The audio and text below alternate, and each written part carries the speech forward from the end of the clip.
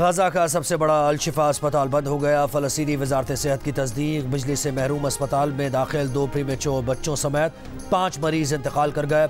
इंतकाल करने वाले सैकड़ों मरीजों की तदफीन न हो सकी। लाशें अस्पताल में मौजूद। आलमी इदारा बराए सेहत का अस्पताल से राबता मुनक़ता। अल-शिफा अस्पताल के दरवाजे पर इसराइली फ़ौज की गोलाबारी और फायरिंग। अस्पताल में बच्चे ज़ख्मी और तिब्बी अमला मैसूर। बिजली बंद होने, तिब्बी सामान तकरीबन ख़त्म होने से भी सैकड़ों जानों को ख़तरा बढ़ गया। यूनिसेफ ने अल-शिफा अस्पताल में इंक्यूबेटर्स बंद होने से नौमौलूद बच्चों के मरने से मुताल्लिक़ खबरदार कर दिया। अक़वाम मुत्तहिदा का कहना है कि 2700 अफराद लापता हैं जो मुमकिन तौर पर मलबे में दबे हैं और रेस्क्यू नहीं किए जा सके। आखिरी बार जुमे को शोहदा की मजमूई तादाद 11,069 बताई गई थी। हमारे पास मोहलत नहीं, हम सुबह तक नहीं बच पाएंगे। अल-शिफा अस्पताल के डायरेक्टर का दिल दहला देने वाला पैगाम पढ़कर लंदन में एक बरतानवी डॉक्टर का हौसला जवाब दे गया। फूट फूट कर रो पड़ी।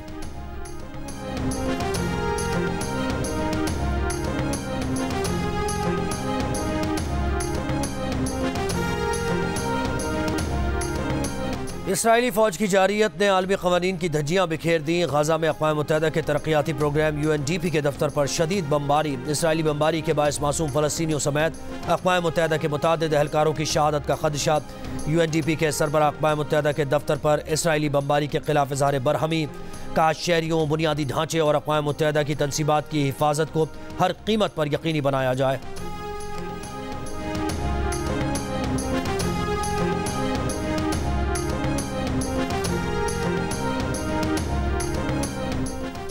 OIC और अरब लीग के मुश्तरका इजलास में मुस्लिम ममालिक का इसराइल के खिलाफ इक़दाम से मुताल्लिक़ इत्तफ़ाक़ राय न हो सका। अलजज़ायर, लबनान समेत अरब लीग के कई ममालिक की इसराइल से तमाम इक़्तिसादी और सिफारती ताल्लुक़ात मुनक़ता करने की तजवीज़। इसराइल और उसके इत्तेहादियों को तेल की फ़राहमी रोकने का भी मशवरा। मुत्तहिदा अरब अमारात, बहरीन समेत 3 ममालिक ने तजवीज़ मुस्तरद कर दी।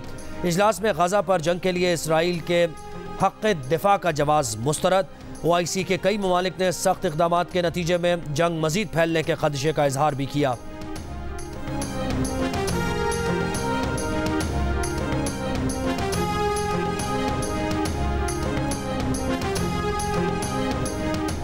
गवर्नर खैबर पख्तूनख्वा गुलाम अली ने नए निगरान वज़ीर आला की तकर्री पर दस्तखत कर दिए। जस्टिस रिटायर्ड अरशद हुसैन नए निगरान वज़ीर आला खैबर पख्तूनख्वा मुक़र्रर।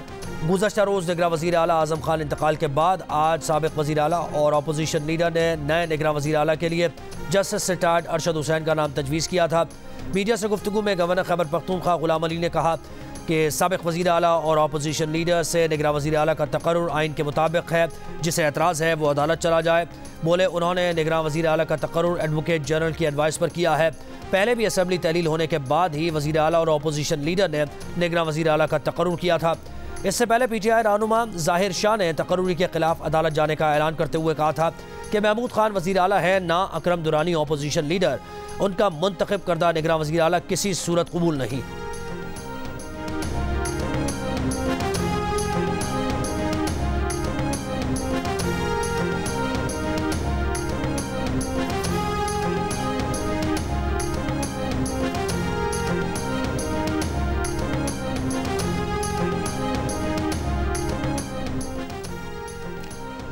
उन सियासी हरीफों के शुक्रगुजार हैं जिन्हें नवाज शरीफ के अगले वज़ीर आज़म होने का यकीन है। ख्वाजा साद रफ़ीक का पीपल्स पार्टी के किंग्स पार्टी करार पाने के सवाल पर जवाब। मुस्लिम लीग नून के रहनुमाओं की कराची में प्रेस कॉन्फ्रेंस। ख्वाजा साद रफ़ीक ने कहा PDM हुकूमत बनते वक्त ही MQM और JUI से तय कर लिया था कि अगला इलेक्शन मिलकर लड़ेंगे। दही सिंध में बेचैनी है, सिंध के शहरों का बुरा हाल है, कराची का अलग ही मुकदमा है। किसी को माइनस करना नून लीग का एजेंडा नहीं है। मुस्लिम लीग नून का वफ्द आज कराची में MQM पाकिस्तान के मरकज़ बहादराबाद जाएगा।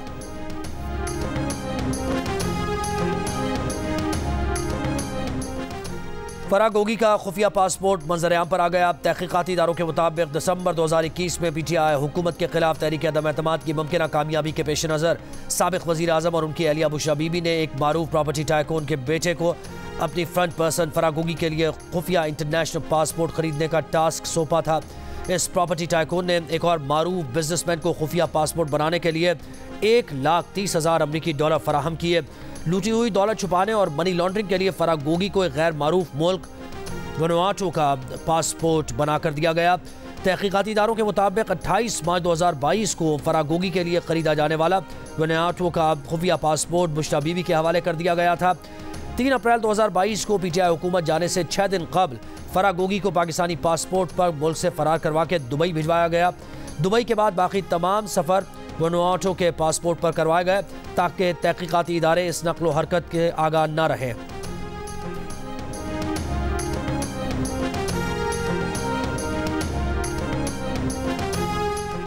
फराह गोगी को कोई 10 रुपए ना दे, पासपोर्ट के लिए लाखों डॉलर्स कौन देता रहा?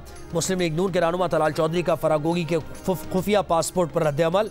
कहा कि चेयरमैन पीटीआई की करप्शन की झलकियां हैं। फराह गोगी के पीछे चेयरमैन पीटीआई और चेयरमैन पीटीआई के पीछे वजारत उज़्मा की ताकत थी। इन दो ताकतों के मिलाप से तमाम करप्शन की गई। पासपोर्ट के पैसे डॉलर्स में दिए जाने, फिर पासपोर्ट पर ट्रैवलिंग, ये सब सहूलतकारी के बगैर मुमकिन नहीं। फराह गोगी की सहूलतकारी में चेयरमैन पीटीआई का किरदार साफ नजर आता है।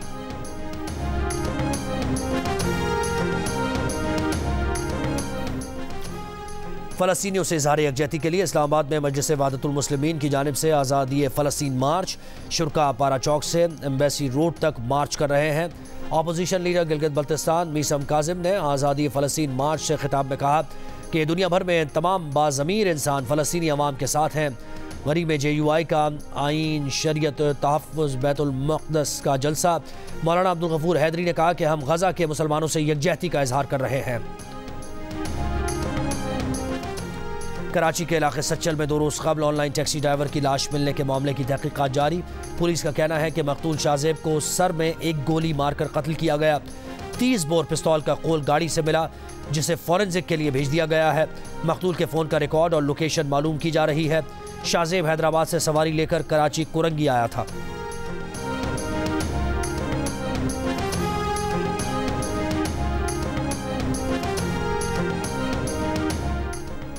और वर्ल्ड कप से पाकिस्तान की छुट्टी के बाद पाकिस्तान क्रिकेट स्क्वाड के 11 अरकान कोलकाता से वतन वापस रवाना।